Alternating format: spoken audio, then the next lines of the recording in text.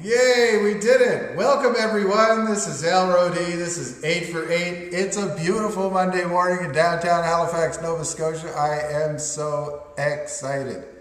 And actually, that's what I want to talk about this morning. How do you know? That's the question. How do you know when you're aligned with Spirit? How can you tell? I know some of you. I know Geraldine, at least Geraldine, and some others of you out there who are going to listen to this call have evidence of when you're connected to Spirit. But I think a lot of times we don't really know when we're connected and when we're not connected. And when we're not connected, how do we get connected? So I want to talk about that for maybe about 5 or 6 minutes, and then we'll do a little tapping. So it's really about how you feel. Everything is about emotions. You know, I keep talking about Jill Bolte Taylor and My Stroke of Insight. Her book has been very informative, very upbeat, very energetic for me. I highly recommend it. Jill Bolte Taylor, My Stroke of Insight. You can also find an 18-minute video. We'll post a link to it to the 8 for 8 website if you haven't already seen it. She talks about how, as a brain scientist, she witnessed over a 4-hour period, she witnessed her own stroke happen. And she was able to witness it from the perspective of being a neuroanatomist. And so she was analyzing as best she could, but the thing was that as her stroke developed, it was an aneurysm in her left hemisphere, and as her stroke developed, she stopped losing her cognitive, her analytical, her thinking mind, because the left brain manages all of our thinking and our math skills and our even the delineation where when you look at your hands, take a look at your hands, you can see the edges of your fingers, and you can see how your hands, if you look kind of past your hands, you can see how your hands stop, and in my case, the table begins or the wall begins beyond it. And when you lose your left brain function, everything turns into pixelation. We turn into flow, and we understand that we are one with the universe. And so it was so hugely informative for her as a brain scientist to realize that and to recognize that, and it helped her understand how to recover. It took her 8 years to completely recover. And in fact, there were certain parts of her left brain, like things that made her anger centers and her complaining centers, that she learned how to manage over that 8-year time. So some of that stuff she decided not to redevelop as strongly as other parts of her brain. It was really kind of interesting. And so how do we know when we're connected? Well, I can tell you, if you've been listening to me over the last 2 minutes, I am completely connected to my spirit, because as I was telling you this story, I was completely immersed in the story. I was lost. Now, you've had situations in your life where some people have had out-of-body experiences where all of a sudden you kind of you came back and said, where was I all this time? Or some of us have had situations where you're reading a book and you get so immersed in the story that you're lost in the story and you're completely in the moment. And so it's really when you're completely in the moment that you're connected to your spirit. And it feels really good, doesn't it? Like when you come back from reading an amazing story, or you're watching a movie that you're really immersed in and you really get lost in it. And then all of a sudden you kind of come back to what we consider to be reality, which I think is actually the opposite of reality. Reality is where you were at that moment. When you're in the moment, that is reality. And when you come back, it's all this brain fog and brain chatter and worry and concern and thinking about myself and delineating my fingers compared to the wall, you know, and all of a sudden our thinking mind starts to manage everything and put everything in files and organize everything and judge everything, one thing against the other, and one thing against the other, and one thing against the other. And so I'm not sure that that's the norm, although most of us think that it is the norm. I had a client who left my office one day and we were working on this very idea, and we were tapping in positive ideas and positive feelings and the wonderfulness of her life. And she went out into the Halifax Commons, which is an area where we play ball and stuff here in Halifax. And it's just across the street from my office.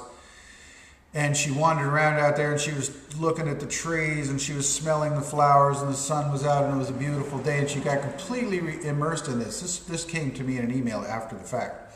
And she said, I got completely immersed in this, and then she said, all of a sudden, reality came back to me, and I realized I had to go to the grocery store and buy groceries.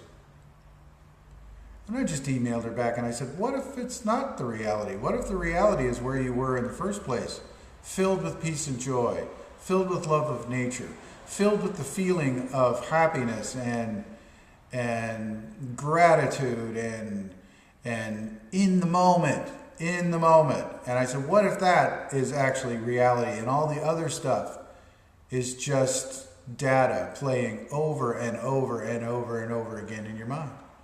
What if it is that way? What if you have just cultured the worry part? What if you have just developed by feeding your ideas to it, putting your energy into the worry and the negative?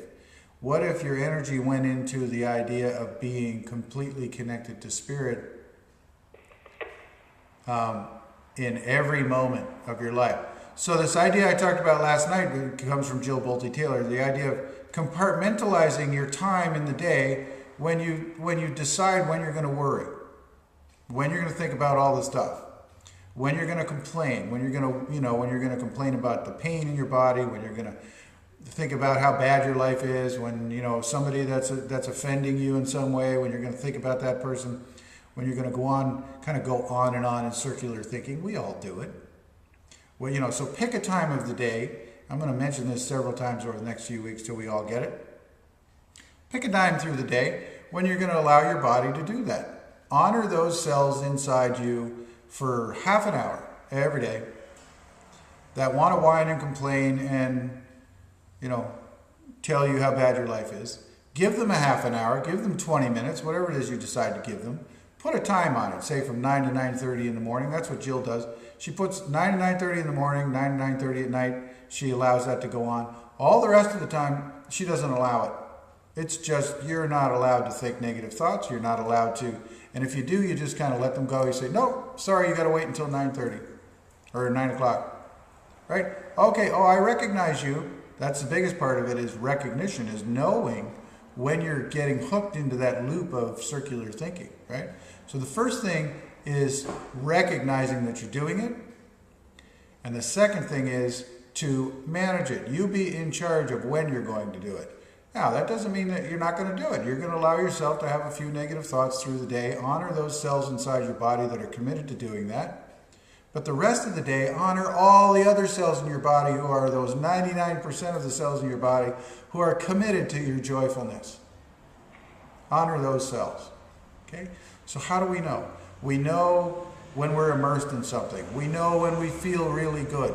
We know when our fingers are tingling or when we get a chill in our body. We know at that moment that we're connected to God and to our spirit. And so look for those evidences of success. I look forward to hearing about them from you. Please email me or mention them on the blog, on the 8for8 blog, which I haven't been visiting so much since I'm so immersed in the Ice Blue Cleaning. Please come on Ice Blue Cleaning and you get a free week trial there. And let's do a little really quick tapping round, and then I'll let you get on with your wonderfully joyous, spiritual, happy day. Tapping on the karate chop point. Even though I'm not yet connected to my spirit, I choose to see the evidence of when I am. I love and accept myself deeply and completely. I choose to manage my whining, complaining, negative thoughts. Allow them to be showing up at a certain time every day. And if they miss that time, they have to wait until the next time. No whining outside of your allotted time zone. I love and accept myself deeply and completely. I choose to love and accept myself 99% of the day. and then give a little bit of time to my whining, complaining, unhappy selves. And I love and accept myself deeply and completely. Top of the head.